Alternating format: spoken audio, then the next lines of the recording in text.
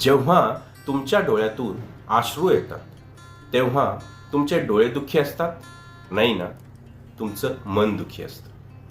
जेव्हा तुमच्या ओठांवर छानशी स्माईल येते, तुमच्या चेहऱ्यावर मस्त तेज येतं, तेव्हा तुमचा चेहरा किंवा ओठ आनंदी असतात का? नाही ना, तर तुमचं मन आनंदित असतं.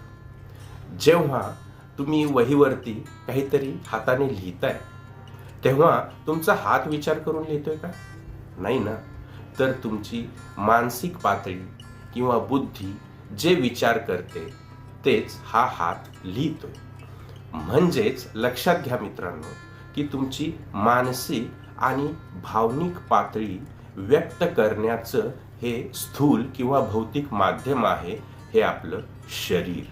आणि हे मानसिक आणि भावनिक अवस्था व्यक्त होत असते तुमच्या व्हायटल फोर्स किंवा एनर्जी किंवा जीवनशक्तीच्या माध्यमातून.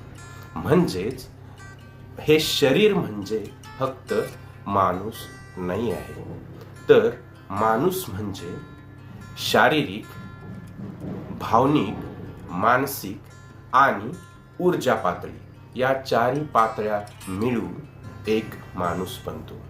तर लक्षात घ्या मित्रांनो, एखाद्या माणसाच्या मनावर त्याच्या आयुष्यात घडणाऱ्या एखाद्या वाईट घटनेमुळे मोठा आघात होतो किंवा एखादे दुःख किंवा एखादा मानसिक ताणतणाव हा प्रमाणापेक्षा जास्त होतो आणि त्याच्या मानसिक आणि भावनिक अवस्थेला विचलित करतो, असंतुलित करतो, तेव्हा त्या माणसाचा व्हायटल फोर्स, त्याची एनर्जी, त्याची जीवनशक्ती विचलित होते आणि ही विचलित झालेली जीवनशक्ती, व्हायटल फोर्स तुमच्या शरीरावर व्यक्त होतो एखाद्या आजाराच्या मार्फत.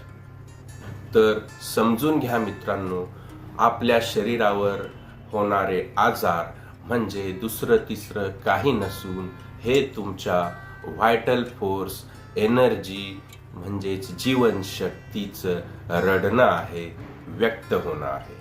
आणि या चारी पातळ्यांवर काम करणारे उपचार म्हणजेच होमिओपॅथिक उपचार.